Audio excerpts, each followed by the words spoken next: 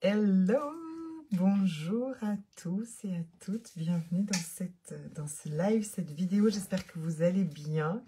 Vous n'avez pas l'habitude de me voir avec les pulls, hein, je suis encore en France. Bienvenue dans cette vidéo où aujourd'hui on va parler de ma première fois. Je sais, vous n'allez pas partir, vous allez écouter jusqu'au bout. De quoi nous parle-t-elle? Excusez pour ma voix. Voilà, le week-end a été extraordinaire. J'ai organisé l'enterrement de vie de jeune fille de ma soeur avec toutes ses copines. C'était moi et notre famille et c'était exceptionnel. On va pas parler de ma première fois, peut-être que vous aviez imaginé, et encore que, mais on va parler de la première fois où je me suis abandonnée à l'univers. La première fois où j'ai vraiment lâché le contrôle, lâché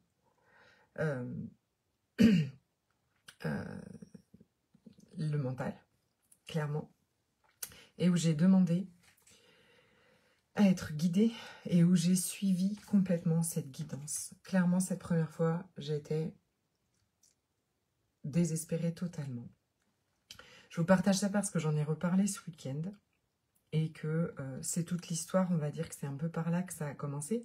Mais ce week-end encore, j'ai complètement fait confiance et dans une foi absolue et à l'univers et à sa guidance et à moi à pouvoir la suivre. Et je vous partage ça parce que c'est pour tout. C'est pour tout, c'est pour tout le temps, pour tout et pour tous les jours.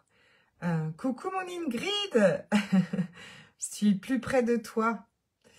Et je vous explique vite fait ce qui s'est passé ce week-end. Par exemple, c'est qu'il y a 3 ou 4 semaines, je ne sais plus, Airbnb annule notre Airbnb. Or, j'avais organisé toutes les activités du week-end autour de ce Airbnb, bien sûr.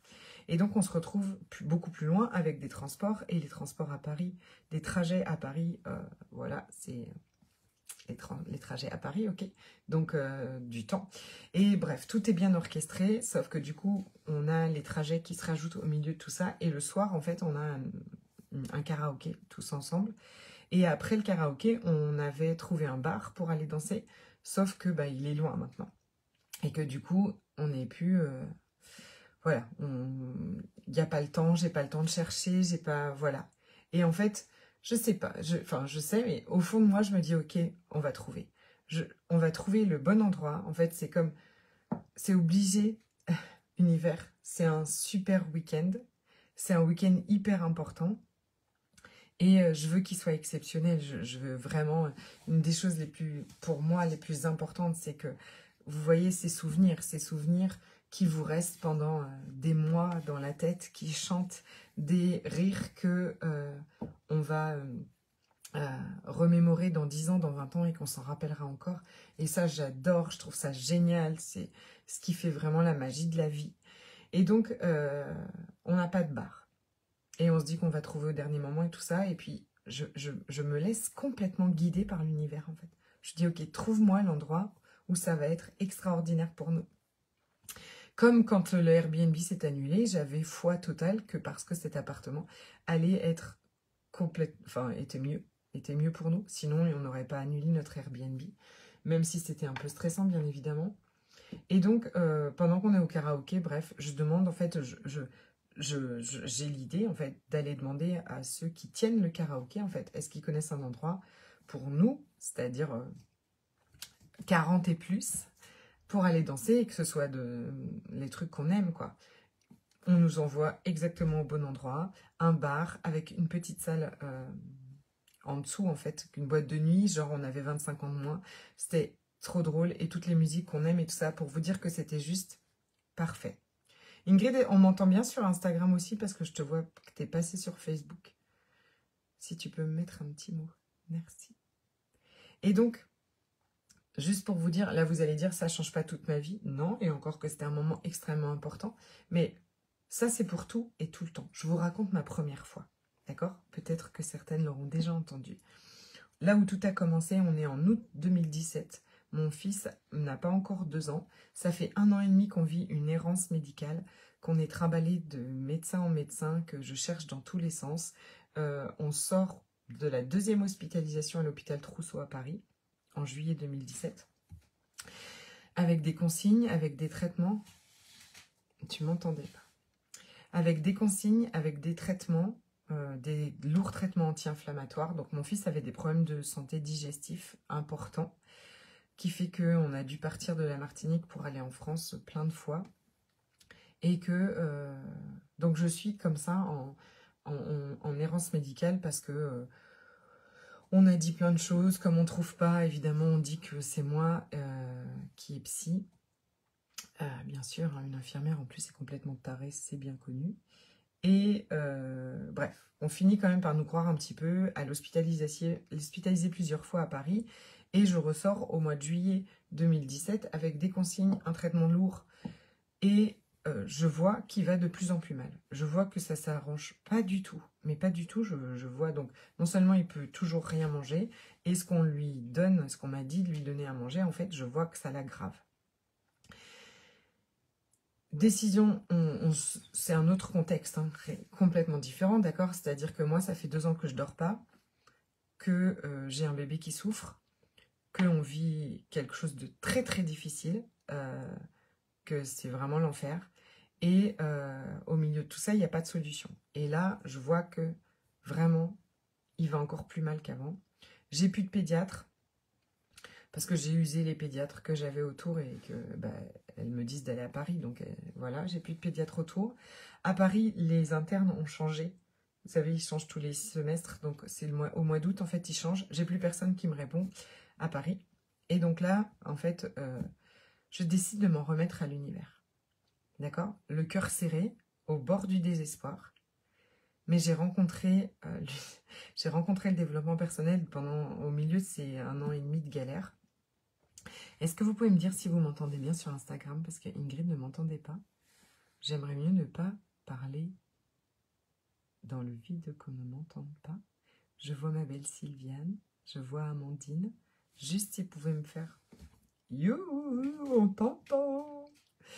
Donc le cœur serré au bord du désespoir. Je vois que... Je sais, en fait, au fond de moi, que la direction qu'on a là, c'est merdique et que ça va pas du tout. Et donc, je décide d'arrêter les traitements. Tu m'entends pas? Eh ben oui, c'est ça. Ma belle... Alors, attends, qu'est-ce que je peux faire pour que vous m'entendiez? Je ne sais pas. Est-ce que tu m'entends, là? Parce qu'il était posé sur quelque chose? Qu'est-ce que c'est que ça? Ça veut dire que là, il y a tout le live qui est... Bon, je repartagerai le live de... Je le repartagerai l'autre. Je repartagerai l'autre en vidéo. Je ne sais plus comment j'avais posé ça. Comment ça tenait. J'avais un bidouillage. J'ai essayé de monter le son, j'ai essayé de bidouiller. Je ne sais pas pourquoi ça ne marche pas. Je décide donc de tout arrêter et de m'en remettre complètement à l'univers. Pas sans angoisse, pas sans scandale de mon mari. J'ai quand même un bébé de 2 ans. C'est pas, tu vois, c'est pas quand toi tu décides d'arrêter. C'est pas comme quand toi tu décides d'arrêter un traitement. On est avec un bébé de 2 ans, c'est très chaud. Et en fait, je décide de m'en remettre à l'univers. Mais complètement, en fait. Mais vraiment, je lui parle comme je vous parle. Je lui dis, écoute, là, ça va pas du tout. Tout ce qui, tu vois, il va pas bien. J'ai besoin, en fait. J'ai besoin d'un médecin. J'ai besoin d'un médecin en Martinique. J'ai besoin de trouver des solutions maintenant en Martinique. Montre-moi et guide-moi. Et le pharmacien, chez qui je vais d'habitude, je vais à la pharmacie. Et ce pharmacien me dit, j'ai vu tout ce que vous donniez à votre bébé. Donc, c'était juste avant d'arrêter, en fait, hein, que le pharmacien me dit ça. Donc, je vais encore commander du Pentasa, des anti-inflammatoires, machin, hyper lourd pour un bébé. Et il me dit, mais qu'est-ce qui se passe? Pourquoi est-ce que vous avez ça prescrit? Il voit les ordonnances de Paris, tout ça. Donc, je lui explique. Et lui me dit, vous avez jamais essayé les produits naturels? Donc, je dis, non, c'est un bébé. Moi, j'aime tout ça. Bon, aujourd'hui, vous connaissez ma passion, les huiles essentielles et compagnie. Mais à l'époque, je suis infirmière. J'ai toujours aimé les choses... j'ai toujours aimé de la médecine alternative. J'ai toujours adoré ça. Mais là, on est sur mon bébé. Et il me parle de produits naturels et tout ça. Et donc, je ressens en fait à l'intérieur de moi comme c'est par là. C'est pas un hasard qui me dit ça, c'est vraiment par là. Et donc je me dis, je vais pas faire ça toute seule, je veux un médecin pour m'accompagner dans ça, parce que sur les plantes, enfin tout ça quoi. Et je fais la liste. En fait, je me dis, il me faut un médecin nutritionniste, un médecin micronutritionniste. Je fais la liste de tous les médecins micronutritionnistes qui sont autour de chez moi, parce que c'est là, enfin, j'ai besoin que ce soit proche, d'accord? Je vous rappelle que je suis vraiment épuisée au bout du rouleau. Je mets tous les noms des médecins qui sont autour de chez moi sur des bouts de papier que j'étale sur mon lit et je fais confiance que je vais être guidée à choisir le bon. Et c'est vraiment ce qui s'est passé, d'accord? Je pioche le petit papier, j'appelle le numéro qu'il y avait dessus, sans y mettre ma tête, sans rien du tout, plus du tout. Je pioche, j'appelle, elle me donne un rendez-vous 1 mois plus tard seulement, je prends le rendez-vous. Entre-temps, je pars en séminaire, parce que j'avais donc commencé le développement personnel, je pars en séminaire pour des processus corporels et tout ça, hein, tout pour mon fils. Toujours pour l'accompagner en fait, hein, ok, avec des processus énergétiques corporels. Et là, pour que je vais les apprendre en fait, hein, pour lui faire à lui. Et dans l'avion, quand je reviens, en fait, je mets un coup de sac dans quelqu'un, de mon sac, et fort en fait. Hein. Et donc la dame se retourne, donc je m'excuse 1000 fois. Elle me dit, c'est pas grave, vous inquiétez pas et tout ça. Et son visage, je l'ai déjà vu, et son visage est doux, son visage est gentil, son visage fait du bien. Vous savez, le genre de personne qui fait du bien. Et puis c'est tout, je continue. Et puis 2 semaines après, peut-être, hein, arrive le moment où d'aller chez ce médecin micronutritionniste. Et donc, mon bébé sous le bras, mon dossier de Paris, je regarde où est-ce qu'elle est. Et elle est dans le centre médical où il y a mon gynécologue. Donc je vais et elle est carrément dans la même salle d'attente. D'accord? Ce qui veut dire que probablement je l'ai déjà aperçue au moins parce que j'ai déjà attendu des heures dans cette salle d'attente. Et quand elle ouvre la porte, bien évidemment, je dis bien évidemment, c'est pas du tout évident, mais quand elle ouvre la porte, c'est la dame à qui j'ai donné un coup de sac dans l'avion. C'est un signe, en tout cas moi je le prends comme un signe énorme de l'univers. Je rentre dans son cabinet avec toujours, je vous rappelle, mon bébé, mon gros dossier, et elle me dit, mais qui vous envoie vers moi? Donc je lui ai dit ce jour-là que c'était mon petit doigt, vraiment, en plus. Et cette dame est adorable, et elle me dit, c'est pas parce qu'on n'a rien trouvé qu'il n'y a rien. Moi, j'aime relever ce genre de défi, on va trouver. Elle me rassure complètement, parce que j'ai quand même été bien meurtrie par le fait qu'on m'accuse d'être la mère qui rend malade son enfant parce qu'elle est trop anxieuse et trop machin. C'était très difficile, hein, c'est une une accusation qui est énorme quand on est une maman d'un enfant malade. C'est terrible. Et elle est extraordinaire. Et donc, en fait, avec d'autres médecins, ils étudient le microbiote, ils étudient exactement les cas comme à elle. Et ils prennent plus de patients, mais bien sûr, ils vont prendre mon bébé. Et nous voilà partis pour 2 ans d'aventure avec des solutions, avec soulager un anti-inflammatoire, passer du pentasa à curcuma, persil. Je faisais des commandes en Belgique. Enfin, on va partir dans des tas d'examens, on va partir dans des tas de trucs. Elle va trouver des trucs qu'on n'a pas trouvés à Paris, elle va lui donner les bonnes choses. Et bien sûr, c'est pas du jour au lendemain. Bien sûr, ça va prendre 2 ans pour qu'il soit complètement guéri. Mais c'est ce qui va exactement se passer. Et j'aurais pas pu trouver ce médecin avec ma tête. Comment vouliez-vous que je choisisse déjà celle qui allait être toujours douce, toujours attentive, toujours gentille, mais vraiment toujours d'une extrême douceur. Mon fils l'adore. Il dit toujours aujourd'hui, quand on la voit, que c'est le docteur qui l'a sauvée. Enfin, vraiment, ils ont une relation géniale. Et comment voulez-vous que je trouve celle, en plus, qui était en train d'étudier, genre, exactement ce que Maëlle avait au pied de chez nous. C'était énorme, en fait. C'était énorme. Je l'ai raconté ce week-end et ça faisait hyper longtemps que je ne l'avais pas raconté parce que je le racontais tout le temps. Quand je transmettais, je faisais des formations, moi, je transmettais tous ces processus énergétiques que j'avais appris. Et je partageais tout le temps de cette histoire et je me suis dit, ça fait longtemps que j'ai pas partagé cette histoire. Ça fait longtemps que j'ai pas partagé ma première fois où j'ai... la première fois où j'ai donné... Enfin, je me suis complètement abandonnée à l'univers et où j'ai été vraiment dans cette foi. Pourquoi je te partage ça? Pourquoi aujourd'hui je partage ça? Parce que ça ne marche pas seulement quand on est désespéré, qu'on a un bébé malade et qu'on est au bout du rouleau. Ça marche tous les jours, avec tout le temps. Sauf que il faut laisser la place à ça. C'est-à-dire se détacher du mental, se détacher de tout ce contrôle, d'accord? Le contrôle, c'est le mental.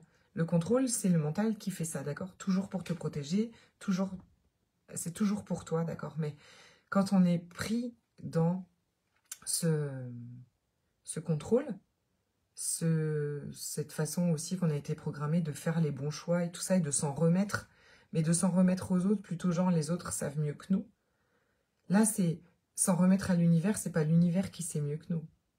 C'est l'univers, il y a un plan, il y a toujours quelque chose de meilleur pour nous, et c'est de revenir en fait à avoir foi en lui, mais avoir aussi confiance en ce que toi, tu perçois, en ce que toi, tu ressens, et en ce que toi, tu es guidé, en fait, cette intuition que tu as. Et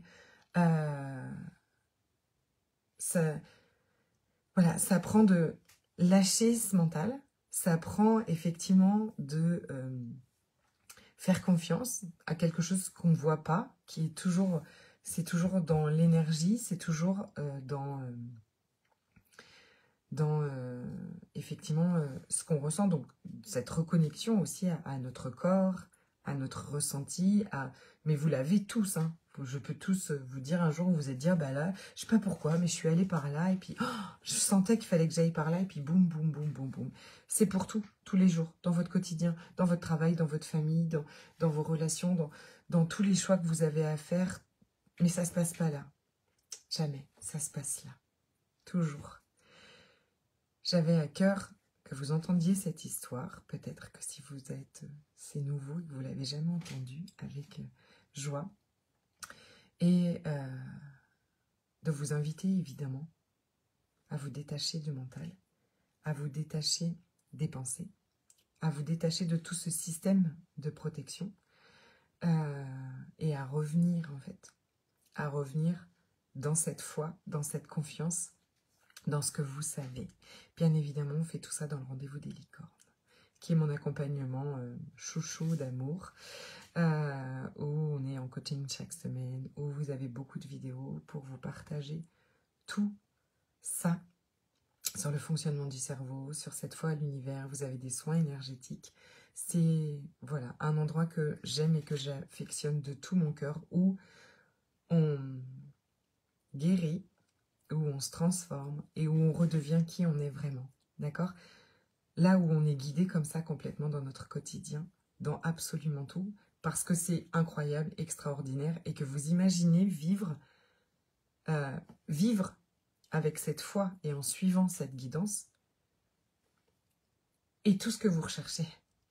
Une vie de légèreté, une vie de paix, une vie de joie, une vie où on se sent bien. Ça ne veut pas dire que c'est facile, ça veut juste dire que c'est possible, ça veut juste dire que c'est tellement, tellement plus doux, tellement plus extraordinaire. Je vous embrasse très fort, je vous souhaite une belle après-midi, soirée, et je vous dis à très bientôt. Désolée sur Instagram, ça n'a pas du tout marché. Je vais remettre la vidéo de Facebook sur Instagram. Bisous. Je sais pas pourquoi j'avais pas de son.